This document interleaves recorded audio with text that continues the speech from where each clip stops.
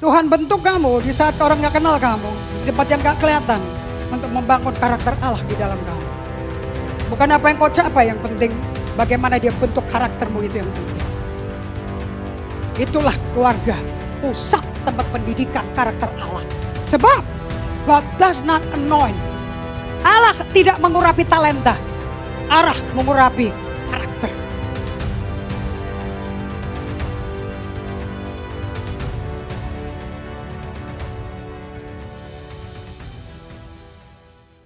Kayak 1 Samuel 16. Kita akan lihat ayat 1 sampai 13. Topik daripada firman hari ini adalah urapan yang akan mengobarkan kuasa supranatural bekerja di dalam Anda. Bapak Surgawi, kami berterima kasih untuk hari ini. We so thank you Lord. Karena apapun yang kami mentok, kami gak tahu jalan keluarnya. When we are stuck, Kau buka jalan saat kami tidak punya jalan. Tidak ada satu anak Tuhan yang habis akal Tuhan. Semua anak Tuhan harus habis akal kekuatan manusianya untuk masuk terobos ke dalam alam supranatural Tuhan. Aku minta di dalam nama Yesus urapanmu turun, pengertianmu turun, pewahyuanmu turun. Karena firman yang kami mengerti, firman itu memerdekakan kami. Di dalam nama Yesus yang sepakat katakan. Daud diurapi menjadi raja. It takes anointing, dibutuhkan urapan untuk Anda 100% mengalami kekuatan untuk bisa melakukan apa yang Tuhan berikan pada kalian. Anything yang Tuhan panggil kalian untuk Anda lakukan tidak dapat dilakukan secara manusiawi. So we need to welcome the Holy Spirit. That's the title of the teaching. Kita perlu mengundang Roh Kudus every second, every day of our life. Tanpa dia kita gak bisa berbuat apa-apa. Berfirmanlah Tuhan kepada Samuel. Setelah Saul ditolak karena dia bisa dikecilin volume monitor untuk apostle. Setelah Saul ditolak oleh Allah. Anda mesti kenal 1 Samuel 15. 100% Samuel ditolak Allah, di reject sama Allah. Tapi rakyat belum reject loh. Namun Allah reject dia. Hati-hati ya. Anda kalau nggak peka, nggak pernah bergaul sama Tuhan, Anda hidup dalam kedagingan dengan manusia lamamu dibawa terus, Anda nggak tahu kalau Tuhan nolak kamu. Oke? Tapi nanti kamu akan tahu karena hidupmu penuh dengan setan. Hidupmu penuh dengan dosa, penuh dengan roh jahat. Dan you know kamu ditolak Tuhan. Berfirmanlah Tuhan kepada Samuel. Berapa lama lagi engkau berduka karena Saul? Enak ya, Tuhan bisa dialog sama Samuel seperti ini. Kita sih lebih hebat dari ini. Karena Allahnya gak tinggal di luar kita, Allahnya ada di dalam kita. Bukankah ia telah kutolak sebagai raja atas Israel?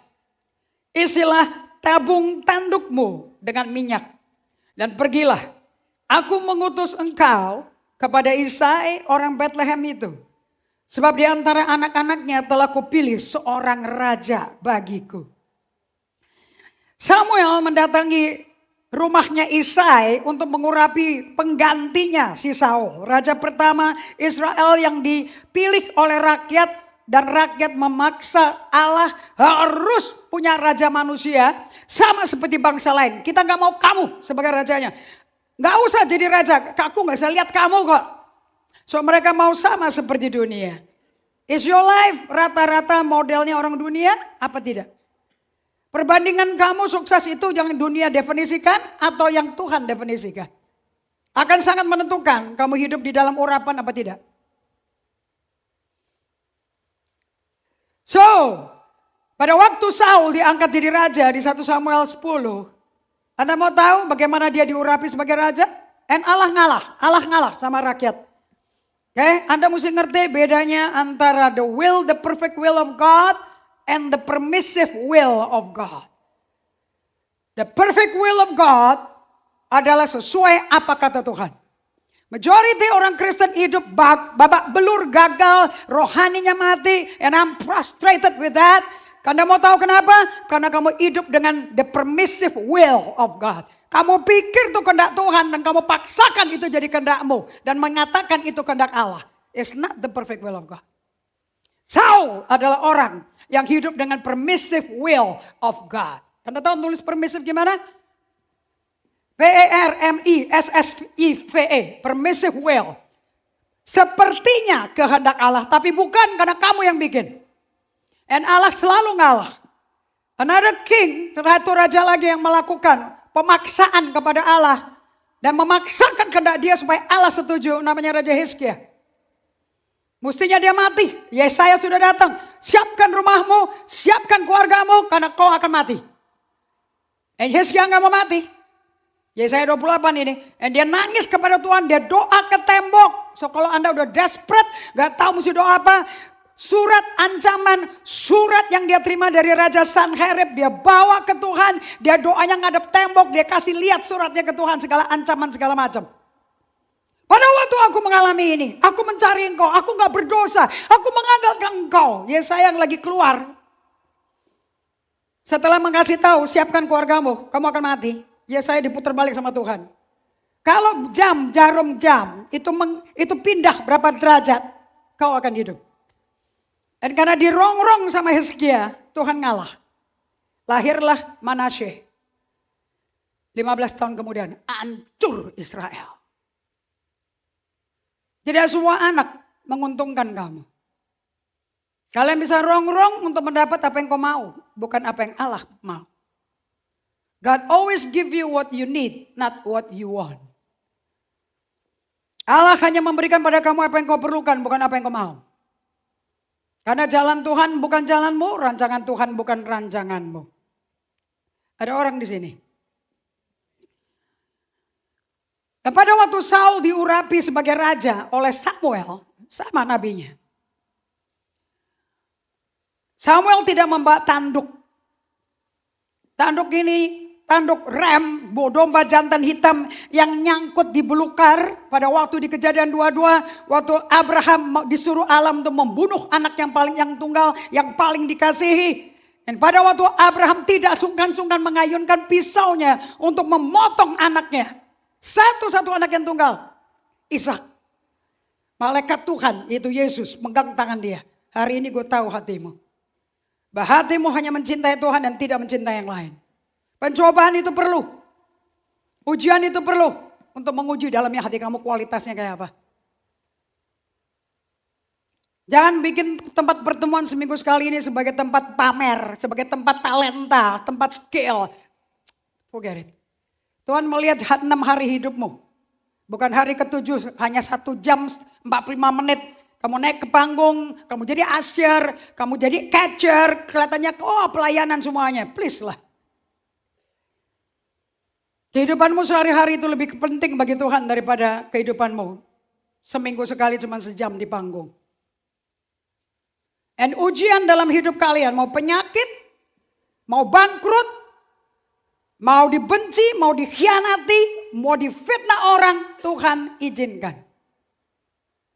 Setiap penderitaan bukan dibenci, bukan dilawan, setiap penderitaan harus dipeluk. Karena penderitaan itu akan menunjukkan kualitas hati kamu. Dan kamu mesti tahu masa lampaumu seperti apa. Kalau tidak tahu masa lampaumu seperti apa, kamu digedein seperti apa, masa lampau itu akan menghantui masa depanmu. Sehingga destinasi Tuhan tidak akan tercapai. Bukan Tuhan yang gak akan menolong, Tuhan penolong. Dia gembala yang baik. Satu domba hilang pun dia tolong, betul atau tidak? Gak ada orang bisa gagal kalau lari kembali ke Tuhan. The problem is kamu gak normal balik ke Tuhan. Kamu normalnya balik kepada apa yang dunia tawarkan. Persis seperti Lot. Carinya tanah yang makmur. Beda sama Abraham. Dia mencari negara yang pendirinya, arsiteknya adalah Allah. Bukan manusia. Gak kelihatan. Iman tidak kelihatan. Kalau iman kelihatan, bukan iman. Suatu janji gak mungkin kelihatan. Karena janji itu masih perkataan. Belum menjadi kenyataan. Kalau janji udah menjadi kenyataan, ya bukan janji lagi namanya. Betul apa tidak? Logic. Tapi Daud lain.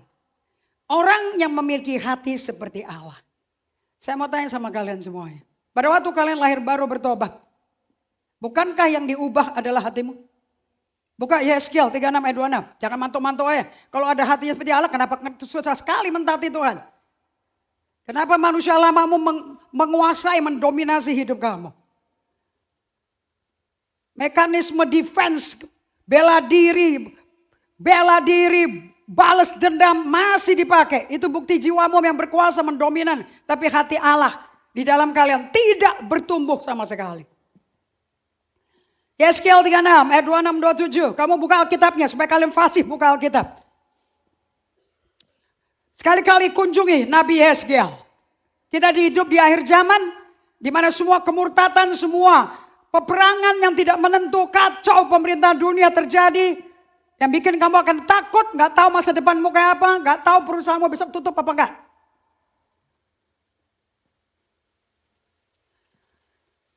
Di tengah-tengah kekacauan semua orang Israel, pasukan bajingan semua, 3 juta gak masuk tanah perjanjian, Allah membuat perjanjian baru. Katakan sama-sama. Kamu akan kuberikan hati yang baru dan roh yang baru di dalam batinmu. Dan aku akan menjauhkan dari tubuhmu hati yang keras. Dan kuberikan padamu hati yang taat. So saya mau tanya, kita semua punya hati baru gak? Yes? Betul apa tidak? Kenapa kok kamu jahat? Kenapa kok kamu makan gosip? Kenapa kok hatinya yang baru yang serupa Allah kok tidak punya discernment? Tidak tahu membedakan mana yang bohong, mana yang benar. Kenapa ditipu orang kok percaya? Kenapa kok takut sama orang? Kenapa gak berani hidup sesuai firman? Hatinya semua hati Allah. Lihat isinya apa? Ayat 27. Ini internal kamu. Do an anatomy hari ini. This is you. Katakan sama-sama, hati saya adalah saya. It's me. Rohku akan kuberikan diam di dalam batinmu. Siapa yang tinggal di dalam batinmu? Roh Kudus yang bikin langit, bumi, laut dan isinya. Yang buat matahari terbit, bulan terbit. Galau. Bagaimana kalian melempem kayak orang dunia yang gak ada harapan?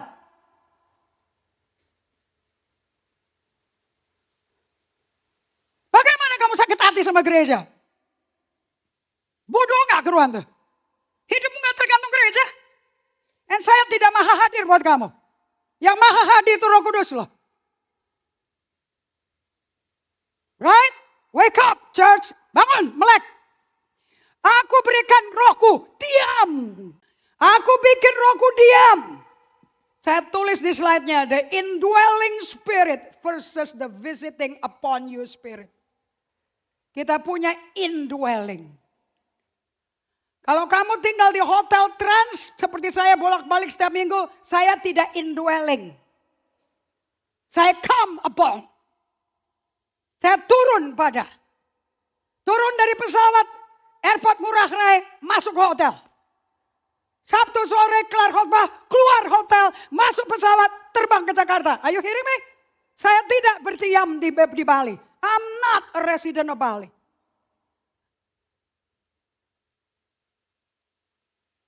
Tapi Roh Kudus berdiam, beralamat di hatimu. Kalau orang mau ketemu Yesus, ketemu kamu. Karena Roh Kristus ada di kamu. Buat apa ketemu orang lain? Tidakkah kau tahu? Tubuh membait Allah, tempat roh Allah berdiam. 1 Korintus 6 ayat 19 tuh. Atau tidak tahukah kamu bahwa tubuh membait Roh Kudus yang diam di dalam kamu?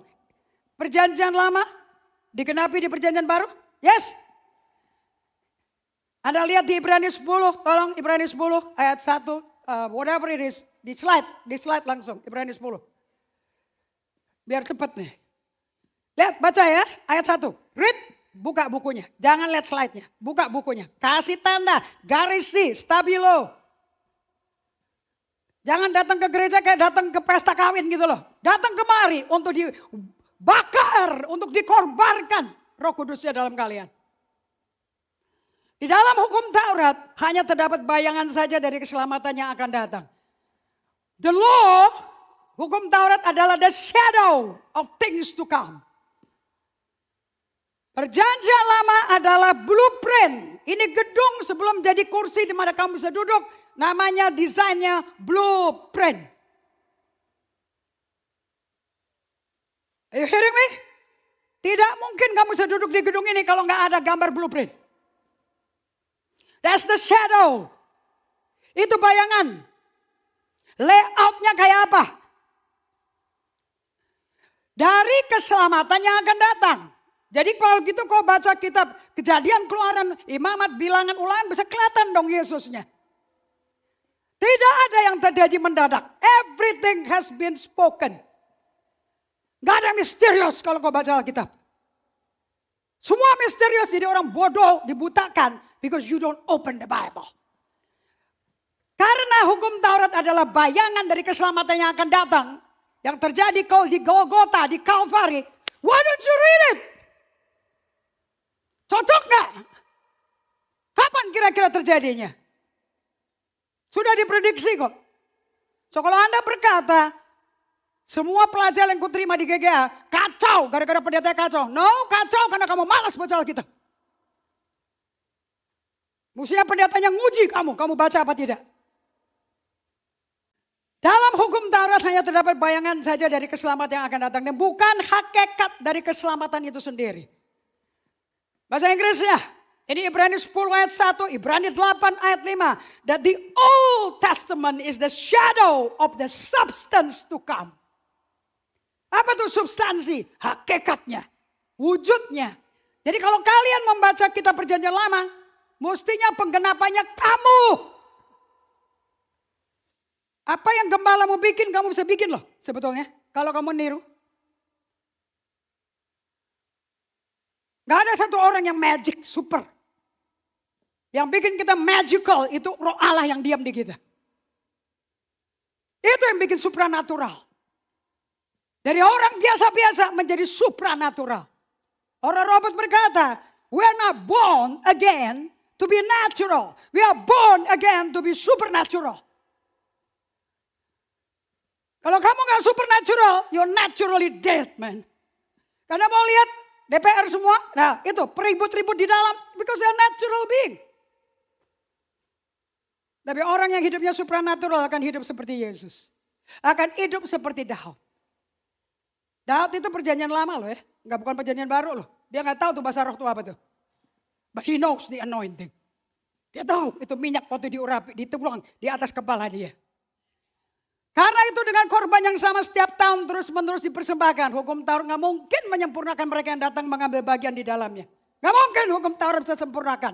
Kalau tiap tahun kasih korban binatang dipotong berarti tiap tahun itu orang berdosa gak? Tapi melalui Yesus sekali. Hewan yang sempurna tak ada dosa namanya domba Paskah. Sekali untuk selamanya kamu benar dan selamanya benar. Dan materainya adalah Roh Kudus. Bahwa kamu dibenarkan. Jadi geblak kalau kamu udah dibenarkan bola-balik hidup seperti orang tuamu yang gagal. Seperti orang tuamu yang tidak mengenal keselamatan. Mestinya kamu yang sulung di keluargamu, kamu bawa satu keluarga bertobat sama Tuhan. You have to be the light, the beacon of light. Mercusuar di keluarga kalian. Ada amin. Slide Yeskiel 36 ayat 27 please. Itu ada slide-nya tuh. Kamu akan kuberikan hati yang baru dan roh yang baru di dalam batinmu. Dan aku akan menjauhkan dari tubuhmu hati yang keras. Ngomong sama kiri kanannya. Asalnya gue keras kepala. Tegar tengkok. Ngomong sama kiri kanannya. Jangan bilang loh udah hatimu keras. Jelekin orang lagi. Apa suatu keras orangnya. Oh tunggu dulu kamu belum tahu saya siapa dalamnya. Keras bicara tidak berarti hati saya keras loh. Tapi saya mesti keras untuk menegakkan kebenaran.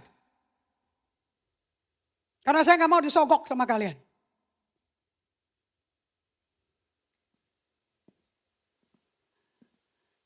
Katakan hati saya keras. Ini keras di mata siapa? Di mata Tuhan dong. Berarti kamu malas gak mentaati Tuhan? Malas gak? Berontak gak mentaati Tuhan? Ngomong susah-susah. Kasih perpuluhanmu tiap bulan. Full 10%. Jadi ego gak? Mikir gak kepalamu? Itu gara-gara pikiranmu atau gara-gara hatimu keras? Ketidaktaatan bukti hatimu keras. Kalau saya keras, kamu gagal, kamu tuai upah pemberontakanmu, kamu kena hukuman Tuhan. Kalau saya keras, gue gak bantu kamu. Saya gak akan bantu kamu. Saya bilang syukur loh. Karena Petrus ngomong, kalau kamu melakukan kejahatan karena kamu jahat, layak kamu dihukum. Tapi kalau karena aku dan karena kebenaran kamu dianiaya, tuh kemuliaan Allah akan turun padamu. Beda purpose dong. Tidak ada orang menerima kemuliaan Allah tanpa dimurnikan. Tidak ada.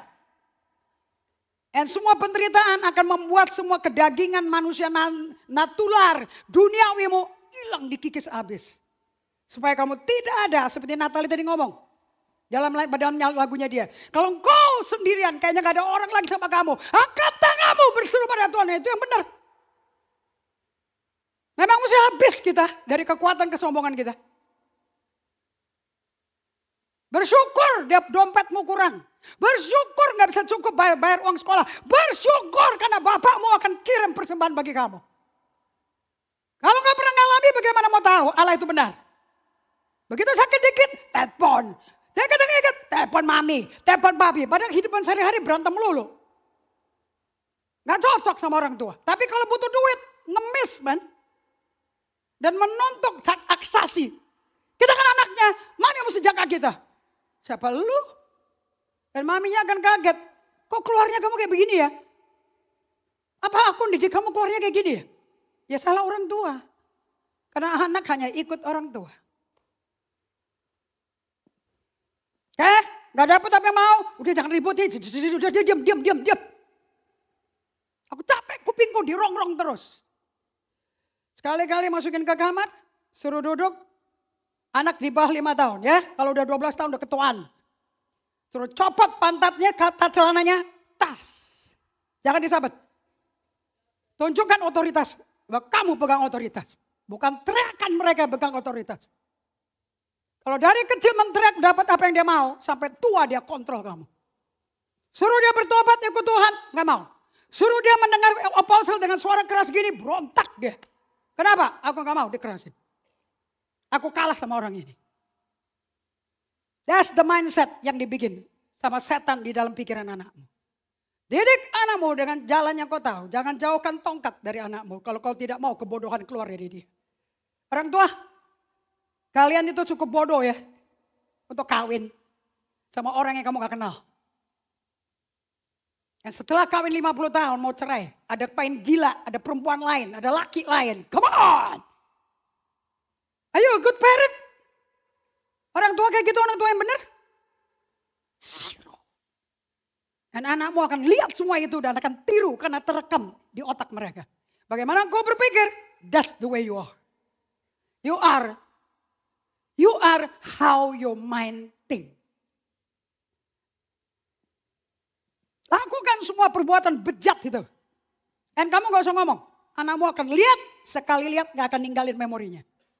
Karena lensa mata kita lebih tajam daripada kamera ini.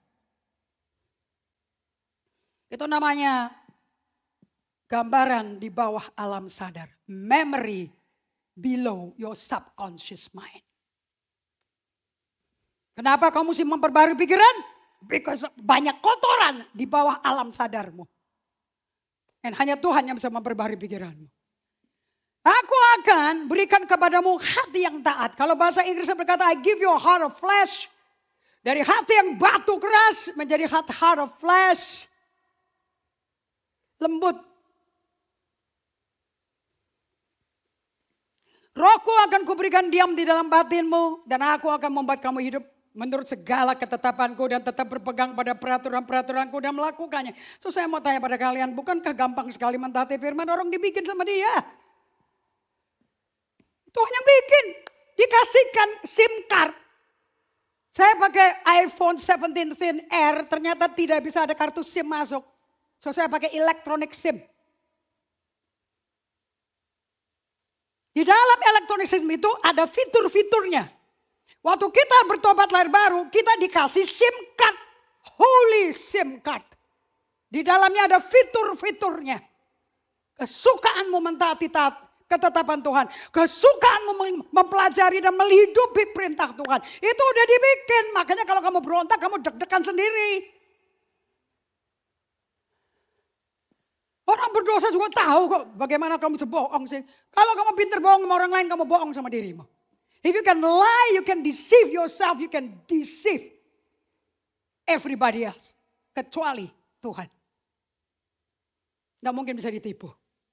Dan kamu akan kuberikan diam di dalam negeri yang telah kuberikan pada nenek moyangmu. Every promise, sumpah Allah. Kamu akan diberikan tanah penuh dengan susu dan madu milikmu. Kuncinya cuma satu. Minta padaku hati yang baru, roh yang baru. Lihat di Efesus 4 ayat 17. Paulus menggambarkan, menjelaskan Yehezkiel 36 ini luar biasa. Efesus 4 ayat 17. Sebab itu kukatakan dan kutegaskan ini kepadamu di dalam Tuhan. Kalau saya suka kata kutegaskan. Orang yang tahu kebenaran, orang yang berdiri di dalam kebenaran, yang tahu tali sifat hidupnya, gak takut ngomong tegas.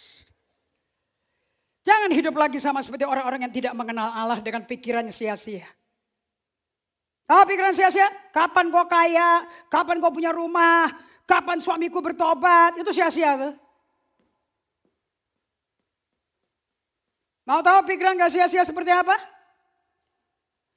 Nomor 1, lu dekat sama Allah.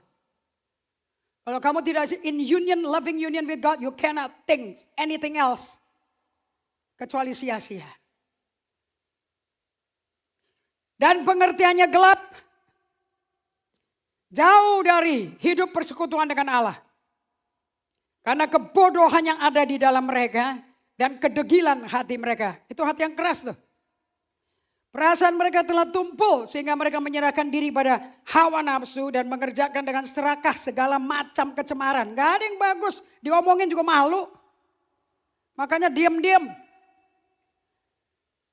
Gak ada orang berdosa, pergi berdosa siang bolong loh. Orang berdosa sukanya malam-malam. Kok saya tahu, karena dulu saya seperti itu. Makanya hidup malam, hidup ke disco, hidup ke klub, every night. Orang pagi mestinya kerja, saya baru bangun. Kalau siang-siang bolong mau dilihat orang, sport, tennis clinic, aerobik, tennis double training, swimming clinic. Semua kelihatan. Karena badan saya bagus sekali waktu saya masih balik dari Amerika. Every day is a sport. Otot saya kenceng sekali. And I'm tall. Tapi kalau begitu berdosa, cari tempat yang remang-remang. Minum alkohol, minum champagne, Singapore Sling, ngerokok Marlboro Light. Kenapa gak berani siang-siang?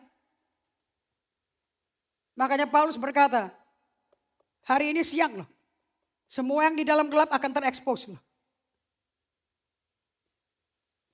Kalau bertobat itu indah hidupnya. Udah dalam Tuhan dikasih hati baru masih hidup dalam kegelapan. Wow, tersiksa sekali kamu. Jadi bunglon itu berat loh. Dengan daya mimikri.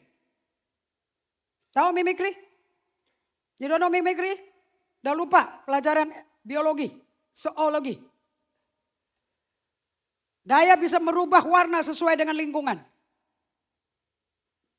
Seperti bekas pacar saya. Waktu saya ninggalin dia, saya bilang goodbye, I cannot be with you anymore, thank you, and I will pray for you. Dan saya balik dari dia. Saya lihat di kredensial, kaki untuk memegang penunjang buku besar sekali, Alkitab. Saya putar badan saya. I never knew kamu Kristen loh. I never knew kamu punya Bible. Pacaran 5 tahun, kumpul kebo tidur sama elu. Gue gak pernah lihat rumahmu ada Alkitab loh. Apa yang kau perkenalkan pada saya adalah Marlboro. Karena dia yang pegang pabriknya.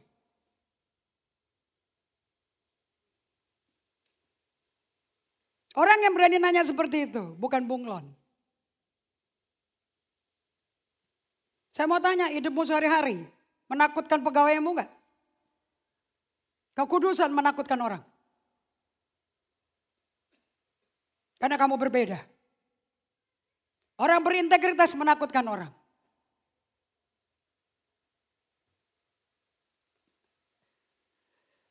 Perasaan mereka telah tumpul sehingga mereka menyerahkan diri pada hawa nafsu dan mengerjakan dengan serakah segala macam kecemaran. Tetapi kamu bukan demikian. Kamu telah belajar mengenal Kristus. Karena kamu telah mendengar tentang dia dan menerima pengajaran di dalam dia. Menurut kebenaran yang nyata dalam Yesus.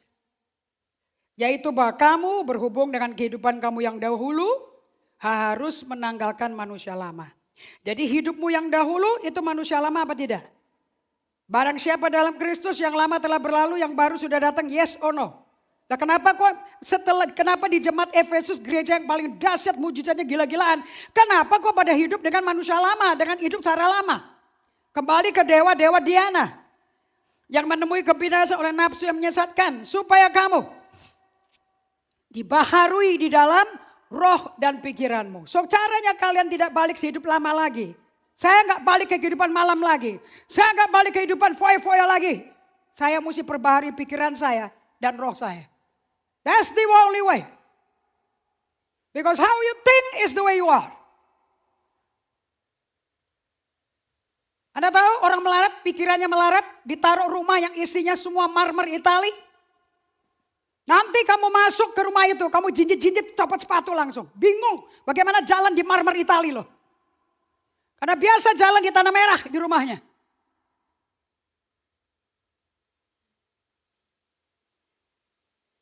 Kamu kalau memikirkan bahwa kamu akan mati di surga. Dengerin baik-baik. Lantainya emas tulen. Are you sure kamu biasa hidup dengan kaliber seperti itu?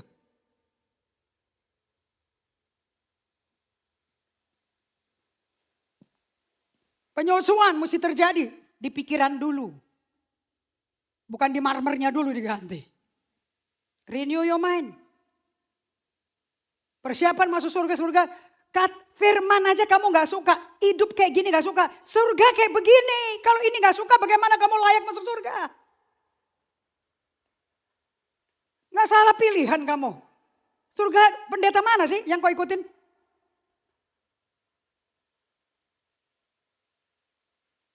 Dan katakan sama-sama ayat 24. Nih Yeskiel 36 nih. Ayat 26, 27.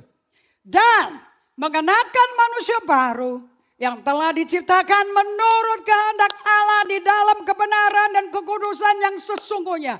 Hello, di dalam kamu ada yang serupa Allah. I wonder kenapa Daud berkata pada waktu dipilih oleh Allah melalui Nabi Samuel. Aku menemukan orang yang layak menggantikan Saul. Orang yang memiliki hati seperti aku. Terjadilah ini. Kita ini mestinya Daud. Hidupmu tiap hari mesti ketemu Saul. Supaya Daudnya keluar. Ketemu Saul malah kawin sama Saul. Geblok.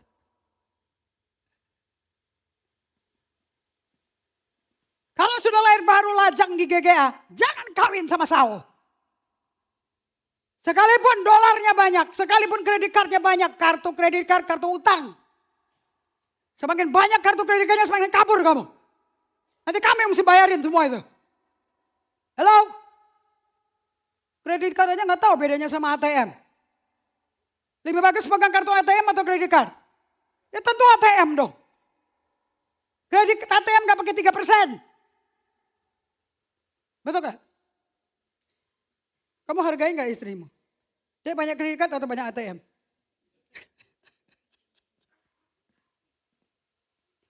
Dua-duanya mesti banyak ATM. Platinum bangkanya gak keruan. Semakin gede utangmu.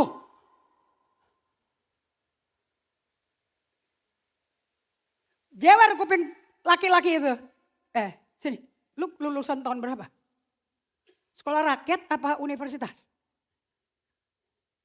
Ngapain lu simpen kredit kayak begini? Ini plafon utangmu loh. Gue gak mau kawin sama cowok yang plafon utangnya gede. Kenapa? Gue yang kerja lu bayang belum pakai. Belum buat berzina lagi ntar. Belum buat situs pornografi lagi.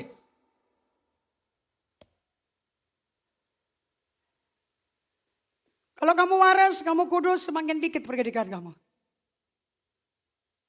Supaya semakin, karena kredit card hanya buat convenience kok.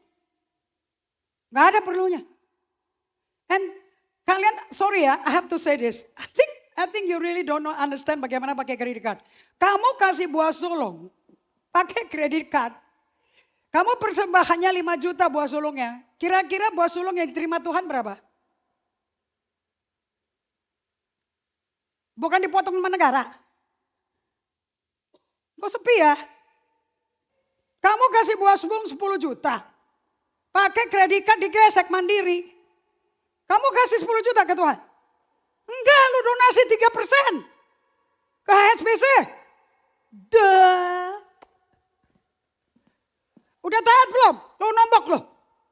Karena buah sulungnya 10. Kamu cuma kasih 7 juta.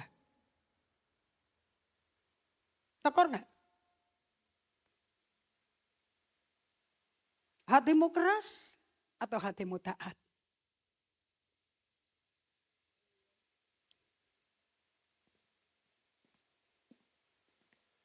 Tiba-tiba sepi.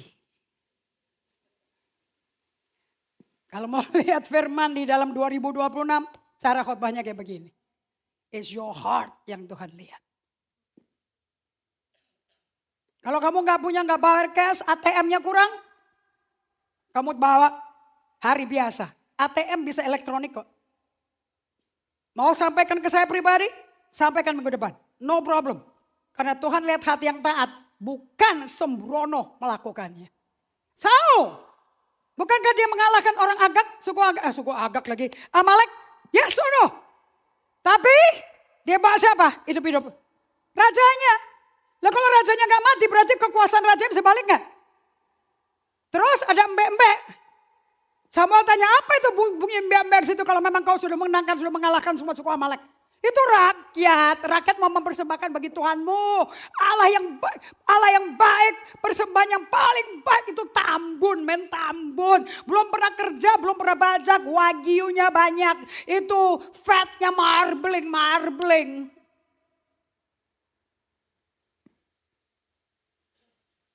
Kamu gak pernah dengar suara Tuhan ya? Kamu tahu gak mendengar lebih penting daripada mengorbankan? Listening is more important than doing. Kamu masuk ke GGA tahun ini? Kita punya doktrin pemuritan. Nomor 1. Be with God before you do for God. Untuk mematikan Saul di dalam dirimu. Wah, kok kasih aja persembahan perpuluhan, kok kasih aja persembahan buah sulung, buah sama sukarela, sama aja. Yang penting kan kok kasih, yang penting gue dilihat orang kan, potong 3% semuanya. Yang penting dilakukan kan? Apa bedanya sama Saul? Yang penting Amalek kalah kan?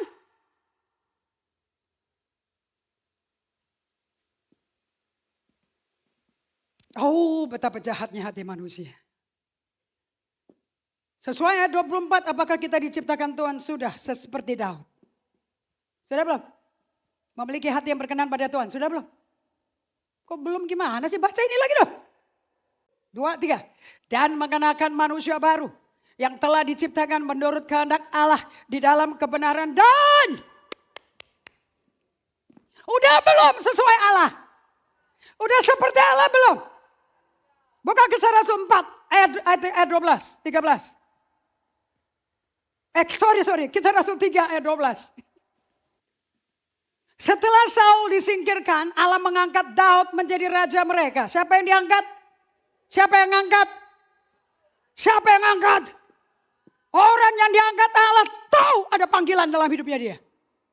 Diawali hanya sebagai gembala kambing 2-3 ekor. Tapi Daud melakukan apa yang dilihat orang, tidak dilihat orang. Dia totally anominali, tidak kelihatan sama sekali. But God is preparing a king di dalam dia.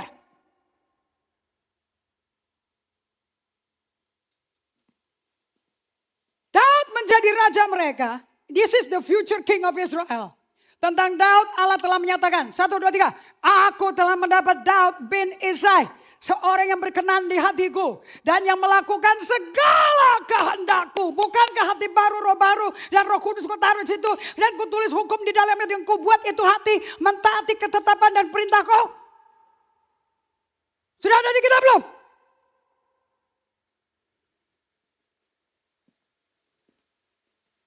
Balik ke slide. 1 Samuel 16. Aduh. Roh Kudus tolong aku ya, bagaimana menutupnya nih. 1-16. The greatest experience in your life. Pengalaman terindah dalam hidupmu is being like God. 1-16.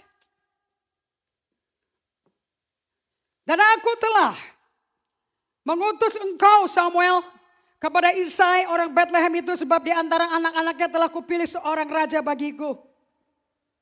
So Samuel berkata kepada Tuhan, bagaimana bisa ke sana? Si Saul kan masih jadi raja, diakui rakyat. Kau tolak, rakyat belum. Mati aku nanti. Dan firman Tuhan kepada Samuel, bawa seekor lembu muda, katakan aku datang untuk mempersembahkan korban pada Tuhan. Katakan Tuhan sangat strategis. Sutradara skenario top. Kemudian undanglah Isai ke upacara pengorbanan itu. Lalu aku memberitahukan kepadamu apa yang harus kau perbuat. Urapilah bagiku. Urapi bagiku. Surga berhubung dengan kemanusiaan. Heaven and earth bertemu melalui urapan itu.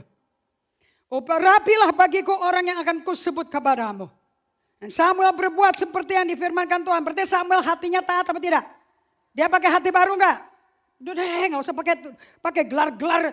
Oh, lulusan Amerika, lulusan Australia, lulusan Cungkok, bodoh amat. Hati yang dilihat Tuhan. Dan Samuel berbuat seperti yang difirmankan Tuhan dan tibalah dia di kota Bethlehem. Dan para tua-tua di kota itu datang mendapatkannya dengan gemetar dan berkata, karena hakim Israel datang, kedatanganmu ini membawa selamat apa enggak? Jawabnya, ya benar, aku datang mempersembahkan korban kepada Tuhan. Kuduskanlah dirimu dan datanglah dengan daku pada upacara pengorbanan ini. Kemudian ia menguduskan Isai dan anaknya laki-laki dan mengundang mereka ke upacara pengorbanan itu.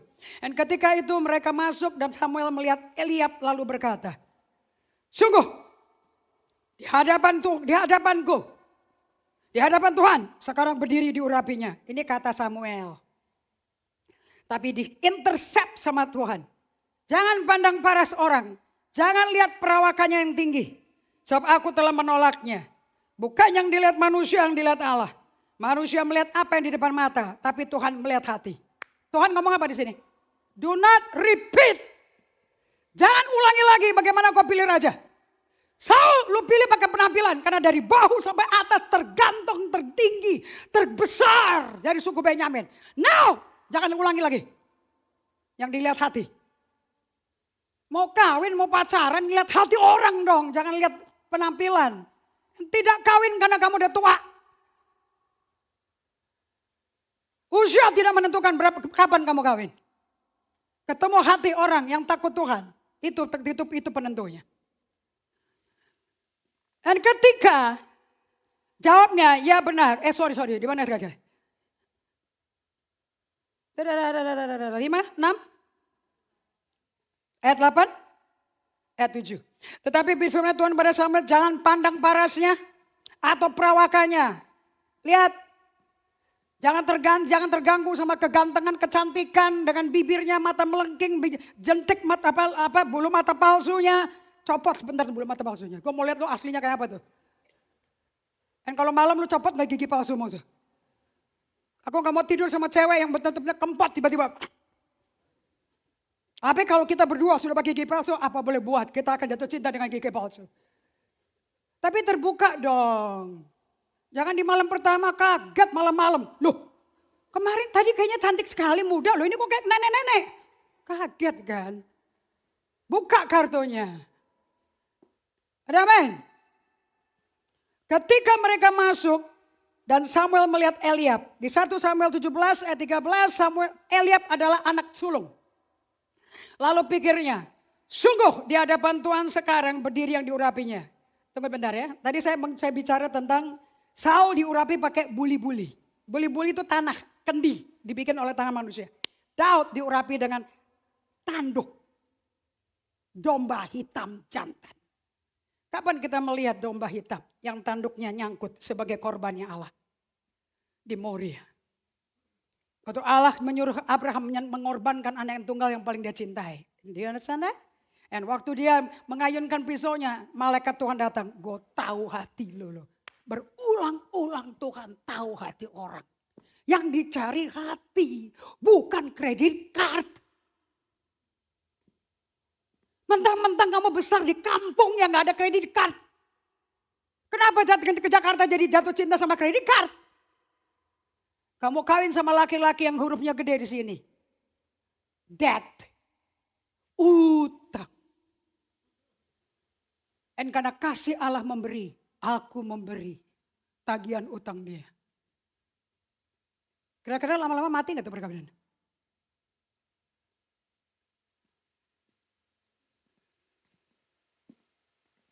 Jangan takut ngomong sama pasangan pacarmu. 3 bulan ya. Saya minta kamu bertemu dengan Tuhan supaya Tuhan sembuhkan batin kamu. I will be praying for you. Get out. Dan jangan campur aduk, jangan ketemu. Pray and fast. Untuk pasanganmu. Supaya Tuhan melawat dia. Are you hearing me? Kamu tidak kawin untuk ditonjokin, untuk ditendangin, dijambakin, ditamparin mukanya. Bukan itu tujuannya. Kalau sampai terjadi gitu gimana? Ya salah lu. Kenapa gak diuji hatinya? Kok diuji kerjanya di mana? Gajinya per bulan berapa? Tambah-tambahan kalkulator sama gajiku. Cukup. Kita bisa beli kok rumah di bawah pohon pisang.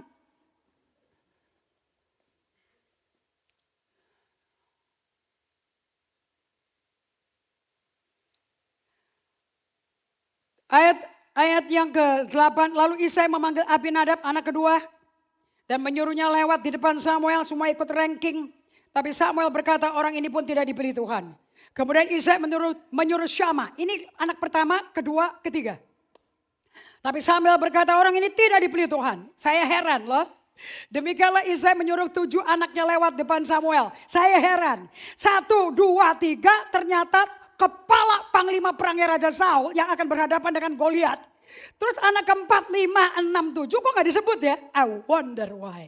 Si Bible penuh misteri. Tetapi Samuel berkata pada Isai, semuanya ini gak dipilih Tuhan, 7-7-nya. Ada lagi gak? Gak mungkin aku salah kemari, Tuhan udah jelas ke rumahnya Isai. Ada lagi gak? Ada tuh. Masa ini kan anakmu semua? Masih tinggal yang, apa bapak yang ngomong? Oh masih tinggal yang bungsu. Saya mau tanya, di sini bapaknya menjadi qualifier apa tidak? Hah? Bapaknya langsung membuat kualifikasi gak? Oh dia gak termasuk, karena dia bungsu paling kecil. Apa anak bontot bisa apa? Direndahkan, diklasifikasi sama bapaknya bego, gak berarti. Kalau kamu mau rasa tertolak, orang tuamu yang lakukan. Bukan gereja. Tapi Daud tahu identitasnya dia. Ada yang bungsu sedang menggembalakan kambing domba. Kata Samuel kepada Isai, suruh memanggil dia. Sebab kita tidak akan duduk makan sebelum dia datang kemari. Si Peter Lim bisa stres kalau kayak ini terjadi. Itu orang menggembalakan kambing domba di mana? Di istana? Atau di padang rumput? Dari rumahnya ke padang rumput jauh gak? So ini Nabi Samuel, hakim Israel, Isai, dan tentara panglima perang si Saul, yang badannya kayak Arnold Schwarzenegger, badannya Rambo man, mukanya. Disuruh nunggu anak kecil datang. Berapa jam tuh nunggunya? Kan dari ladang. Dan kalau dia ninggalin itu 2-3 ekor kambing domba bapaknya. Dia mesti nyari orang dulu gak buat dititipin? Baby. Ini namanya menyalipkan daging sangkal diri. Tambah ngeper enggak kakaknya? Kira-kira kakaknya bilang, salah dengar kali ini si Samuel nih. Lu gak tahu gue siapa? Kasih tahu sama Tuhan. Anak kecil dipanggil, ingusan. Did you see? Atmosfer emosi di rumah itu gue enak. Terus datang. Kira-kira dia datangnya pakai apa? Pakai Louis Vuitton? Hah? Dia pakai sepatu gembala, tali-tali, kepalanya diikat, pakai ali-ali. Sementara kakaknya pakai apa? Waduh, perisai, tembaga, baja, pakai pedang di sini men. Ini pakai apa? Gak ada bedak, pentong. Dan dia masuk di situ. Kamu bisa, tolong taruh dirimu di situ. Dan dia masuk di situ, udah nunggunya lama lagi. Dan Allah berkata, inilah dia yang kupilih, urapi dia. Tanduk itu ciptaan Allah. Urapannya langsung dari Allah. Begitu Daud diurapi, minyak turun. Langsung kalau bahasa Inggrisnya, the Spirit of God rush into him. Kalau bahasa Indonesianya ayat 18-19, langsung berkuasa Roh Kudus, dia menjadi manusia baru. Saya mau tanya lagi, perang psikologi. Ini kakak-kakaknya Panglima Jenderal bintang 1, bintang 2, bintang 3. Ini anak ingusan, dikatakan muncul rambutnya keriting.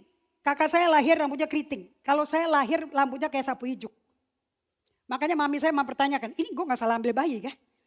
Yang satu kelemak-kelemak, yang satu teroris.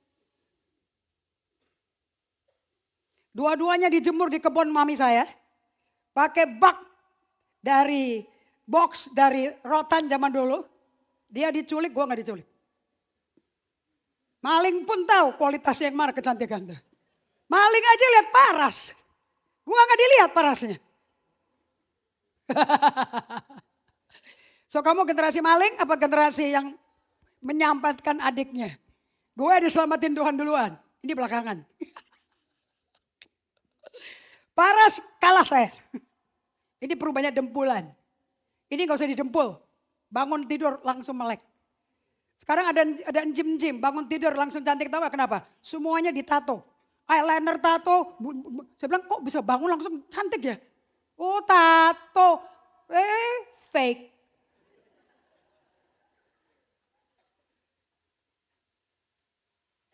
You understand? Terus udah pakai baju jembel, pakai baju bau kencing popnya kambing, diurapi di depannya kakak-kakaknya. Kira-kira kakaknya rasanya gimana? Namanya, kamu ketemu gak tuh slide-nya, saya gak tahu tuh slide baru semua itu. Dengar baik-baik, itu namanya urapan irian. Urapan yang menimbulkan iri hati. There is anointing yang bikin kamu iri. Saya mau kasih tahu pada kalian. Urapan gak bisa diirian. Karena urapan buat kamu sama saya beda. Karena panggilan kita berbeda. Jangan pernah iri urapan di orang itu. Gak cocok sama kamu. Makanya pada waktu dikasih jubahnya Saul. By the way, yang disuruh perang siapa ya menghadapi Goliat ya? Saul bukan? Yang dikasih jubah perang siapa ya? Saul copot jubah perangnya. Musuhnya dia yang perang. Ditaruh ke kepala kambing domba. Makanya di tengah problem kita baru ketahuan. Mana yang ada panggilan Tuhan, mana ada urapan Tuhan, mana yang tidak. Daud menghormati raja, dia pakai. Dia ikat.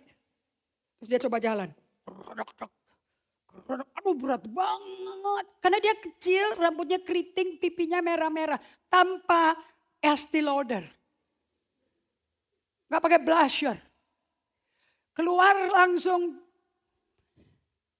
pendek, kecil, cakep. Gak cocok buat laki-laki menakutkan Goliat loh. Dia bilang, raja aku sorry ya, aku gak biasa perang pakai ini. Aku dilatih dari kecil, itu pakai ali-ali sama batu kali. That's how God train me. Itu bagaimana Allah melatih aku. Dengarnya baik-baik. Allah mengkualifikasi orang yang tidak punya kualifikasi. It's in the slide. God qualifies the unqualified. Dan hanya terjadi saat minyak urapan Allah turun atas kepalamu. Dan kuasa Allah turun membawa terobosan dalam hidup kamu. Yang kamu butuh bukan intrik utama.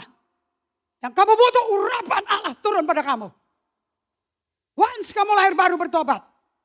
Once kamu terima Roh Kudus, kamu diurapi. You are chosen, you are anointed. Cuman waktunya belum tiba. Kamu belum sampai kepada posisi yang Tuhan panggil kamu. Destiny-nya belum nyampe. But you are anointed. Dan setia dalam pekerjaan kecil. Tuhan akan berikan kamu pekerjaan besar. Mimpi apa Daud? Latihan. Dengan di padang rumput. Dia berkata kepada Saul. Saul. Setelah Saul ngomong. Gak mungkin lu bisa menang. Melawan itu orang. Pendekar Filistin. Saul. 1 ekor. Berapa ekor? Seekor domba bapakku. Dimakan beruang.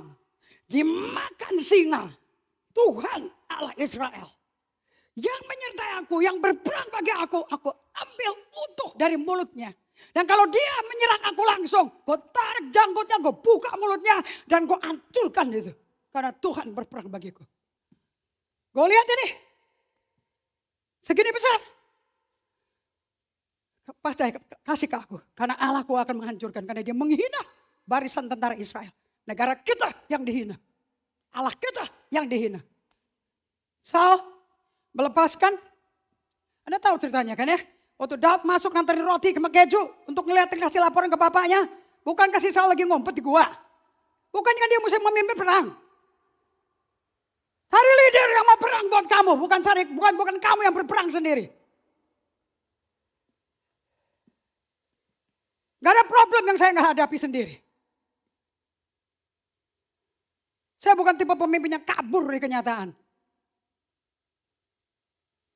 Konfrontasi harus dilakukan.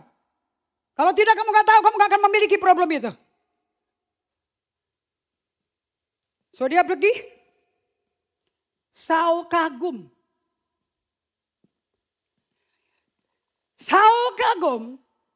Karena Daud lari ke Goliat. Daud ngapain? Kalian mau tahu tingginya Goliat berapa? 10 kaki. 10 feet. Si Daud lebih rendah dari keteknya Goliat. Dia lari hari ini. Pedangmu akan menyembelih lehermu. Supaya berhenti penghinaan terhadap Allah Israel. Oh dia marahnya malah yang benar. Bukan marah karena tersinggung. Bukan karena dirinya kecewa, disakitin, gak dihormati. Aku luka. Gak ada. Gue gak terima nama Tuhanku dihina. Aku gak terima kerajaanku dihina.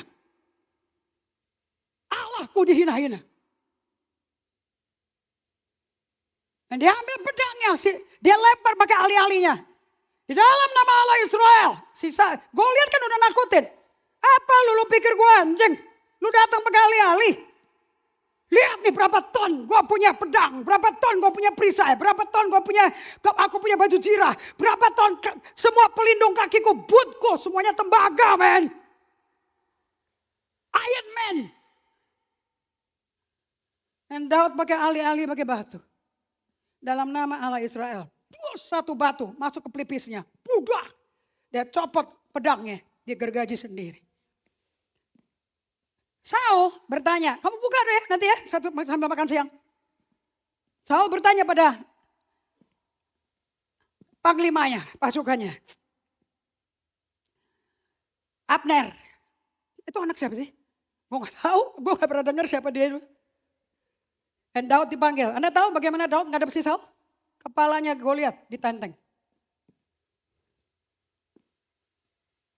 Leader tidak dilihat dari postur badan gede dan cakep dan ganteng. Saya gak peduli kamu nge-gym minum suplemen kayak apa. Gue gak peduli. Yang dilihat hatimu.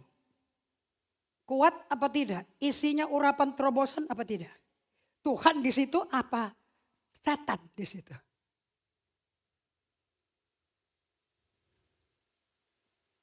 Aku anak Isai, orang Efrata dari Bethlehem. Siapa yang menjawab? Lahir seorang anak laki-laki di Efrata Bethlehem. Siapa yang ngomong gitu? Bukankah Nabi Mika? Orang-orang Farisi lapor ke Herodes. So Daud itu lambang siapa? Seekor dimakan beruang. Gua ambil loh dengan Allah Israel yang berperang bagiku. Daud kenal siapa yang perang sama dia. Kamu gak akan maju mengurusi problem kamu. Karena kamu tidak pernah tahu dan tidak pernah ingat bahwa Tuhan yang berperang bagi kamu.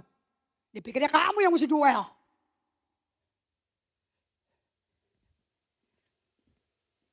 So saya mau tutup dengan ini. Bezalel, pernah dengar nama orang Bezalel di Alkitab? Aholiab Bezalel. Daud dari gembala, tukang ternak, tidak dilihat, hidup dalam tanpa nama, gak ada orang yang tahu. Bahkan Samuel mesti tanya, ada lagi gak anaknya? Kakaknya jangan nyebut Daud. This guy has no name. Tuhan bentuk kamu di saat orang gak kenal kamu, di tempat yang gak kelihatan, untuk membangun karakter Allah di dalam kamu. Bukan apa yang kau capai yang penting, bagaimana dia bentuk karaktermu itu yang penting.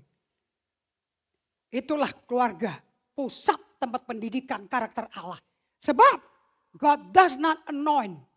Allah tidak mengurapi talenta, Allah mengurapi karakter. Saya punya slide, Allah tidak mengurapi talent, Allah tidak mengurapi karisma, Allah mengurapi karakter. Kamu jangan tadi pendeta keren-kerennya, bajunya trendy-trendy, pakai jeans trendy-trendy, nggak perlu. Allah tidak pernah mengurapi karisma, Allah mengurapi karakter. Allah mengurapi testimonimu, bukan talentamu. Daud yang dari pemelihara kambing domba berubah menjadi Raja Israel. Saya mau tanya sama kalian. Oleh karena apa? Karakter yang diurapi. Dia bukan lulusan universitas lah.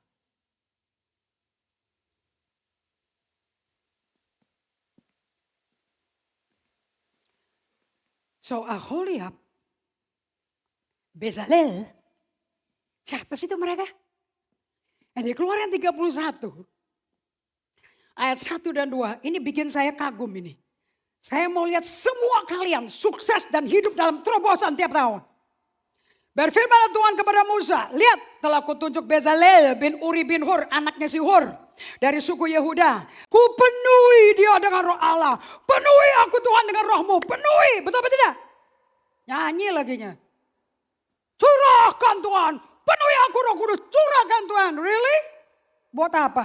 Supaya getar-getar. Supaya rebah. Lihat dong untuk apa. Dengan keahlian dan pengertian dan pengetahuan dalam segala macam pekerjaan. Untuk membuat berbagai rancangan supaya dikerjakan dari emas, perak, tembaga. Untuk mengasah batu permata supaya ditata mengukir kayu untuk bekerja dengan segala macam pekerjaan. Saya mau tanya pada kalian. Itu urapan buat pendeta yang di mimbar ya? Saya butuh diurapi untuk lakukan ini. Tapi kalau kamu pikir urapan cuma buat khotbah, wah rugi negara ini. Kerajaan Allah gak akan berdiri. Ini orang dipenuhi Roh Kudus, baptized in the Holy Spirit, filled by the Holy Spirit. Untuk apa? Punya understanding, punya keahlian, punya pengertian untuk mengukir tabernakel Musa. Emas mentah, perak mentah, tembaga dibikin menjadi ukiran sesuai dengan gambaran yang Allah berikan. Kalau tanpa dipenuhi Roh Kudus kagak bisa. So saya mau ngomong sama kalian. Kamu yang bisnisnya Senin Kemis, ekonomi Senin Kemis. Yang katanya, oh kalau gitu dirohaniin lagi. Oh ya Tuhan lagi bentuk karakterku maka ekonomi kita dekat. Yusuf dibuang sebagai budak. Yusuf dibuang, dijual sebagai budak. Tidak ada satu kerjaan Yusuf gagal. Semua yang dipegang Yusuf berhasil. Tempat bisa gak nyaman, tapi kamu tidak. Bukan karakternya gak nyaman. Are you hearing me?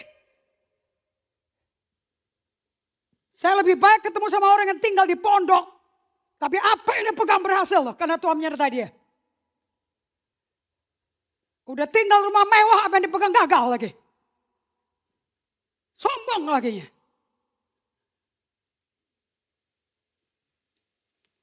Urapan ini mesti kau bawa di profesimu.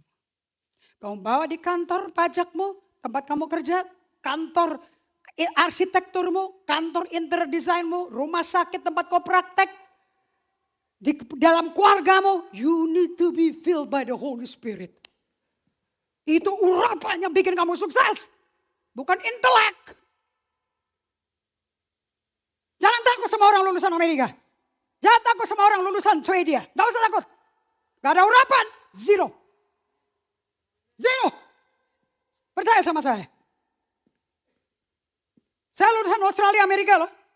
Berapa 3 kali saya mau bunuh diri. Berarti gak ngerti buat apa gue hidup.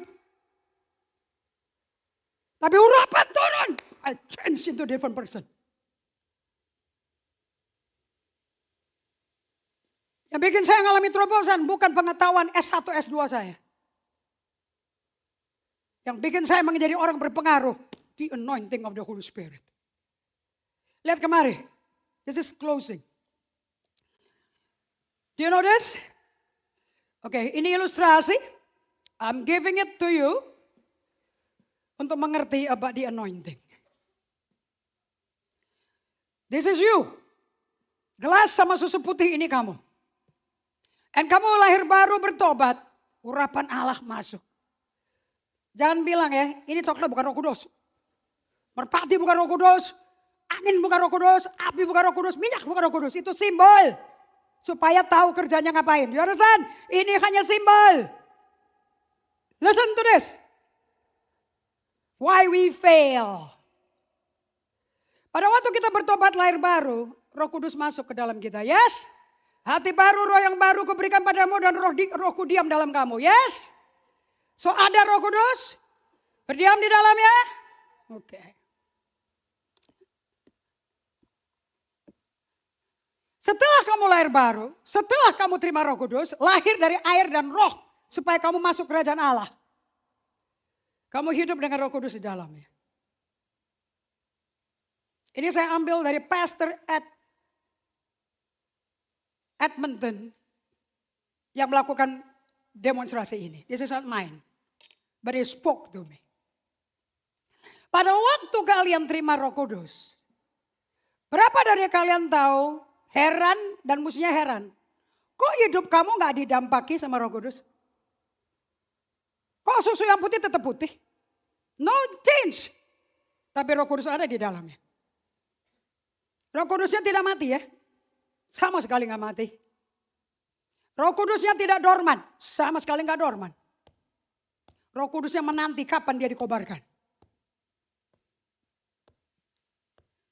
Kenapa kok ada orang sudah ada Roh Kudus tapi tidak sama sekali terdampaki? Because ada 2 hal.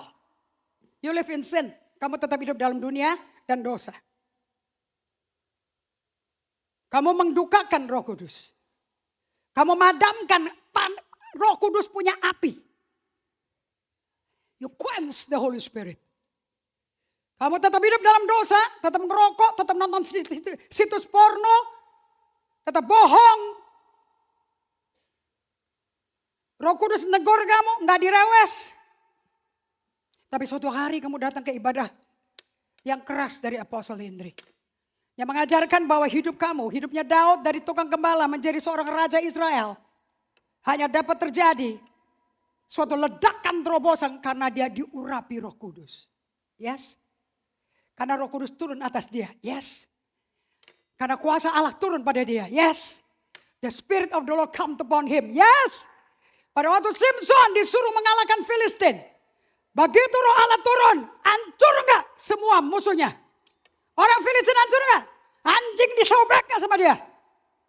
Mana ada satu orang ngikat 10 ekor anjing jadi satu. Dan dibakar ekornya mati semua. Karena Roh Tuhan turun pada Simpson. Cuman bedanya kalau di perjanjian lama, kalau ada tugas dia datang, kalau selesai dia lepas. Tapi di perjanjian baru, Roh Kudusnya diam di dalam kita. Dia tidak pernah ninggalin kamu maupun biarkan kamu. He dwell in you. Dari mana saya tahu? Yohanes 14 ayat 16-17. Ada slide-nya tuh. Dan aku akan memberikan padamu penolong yang baru. Namanya Roh kebenaran. Dan dia akan menjadi penghibur kamu. Dan dia akan bersamamu. Dan diam di dalam kamu. Dia akan mendampingi kau dan kemudian kau bertobat. Dia masuk diam di dalam kamu. Haleluya. So kita hidup dengan Roh Kudus yang berjalan bersama kita. Kita ke kantor, kita ke kuliah, kita ke komsel, kita ke gereja, kita ke sekolah. Roh Kudus berjalan sama aku. Hati-hati lo ngomong, aku diurapi. Orang akan bilang lu gila lo. Nyentrik lo. Bagaimana orang tahu kamu diurapi? Dari perkataanmu yang berubah. Dari kelakuanmu yang berubah. Dari nilaimu yang berubah. Orang berkata, apa yang bikin kau berubah? The anointing. Holy Spirit. Kamu yang bersaksi. Orang menikmati. Tapi kamu tidak jalan berkata, minggir, orang diurapi lewat. GGA, berani ngomong kayak gitu? Kamu bukan orang GGA. Lu pengunjung. Dan suatu hari kamu datang ke suatu ibadah. Mana kamu belajar tentang the anointing. The Spirit of the living God coming upon you. Dwelling inside you. Roh Allah diam di dalam kamu. Dan kamu menyala-nyala bagaimana seorang Daud budak. Pemelihara kambing bisa jadi Raja Israel yang membawa kemenangan atas seluruh peperangan. Dan kamu terkobar-kobar waktu itu khotbah masuk. This is khotbah nih. Dan ngomong tentang urapan. Kau Roh Kudusnya kebakar. Dia teraduk, kamu doa solitude silence, kamu menghirup hadirat Allah. Kamu tarik Roh Kudus yang dorman untuk mulai mengisi kalian. Mulai doa puasa 21 hari. Masuk ke conference bagaimana hidup dengan berjalan dengan kuasa urapan Roh Kudus. Bagaimana Roh Kudus itu lambangnya kayak minyak bisa menguap, bisa bau tengik. Kalau tidak diganti selalu refresh with a new anointing. Dan langsung kamu dikobarkan Roh Kudus yang menyala. Yang kelihatan bukan yang putih lagi. Seluruh aspek hidupmu, luar dalam berubah semuanya. This is how you supposed to live. This is how you supposed to live. Orang gak akan lihat kamunya lagi, orang lihat Roh Kudus di dalam kamu. Luar dalam coklat semuanya. Gak ada yang putih lagi. Saya berdoa, ilustrasi ini berbicara sama kamu. If you don't renew yourself day by day datang ke Tuhan, Roh Kudus tidak akan terkobarkan. Kamu gak belajar firman, kamu gak lakukan lectio divina, kamu gak melakukan benevolent detachment, kamu gak melakukan consolation, desolation, kamu gak melakukan silence, solitude, and centering before God. Kamu gak merenungkan firman Tuhan siang malam, siang malam, siang malam. Kamu hanya bergelas putih susu dengan Roh Kudus di bawahnya.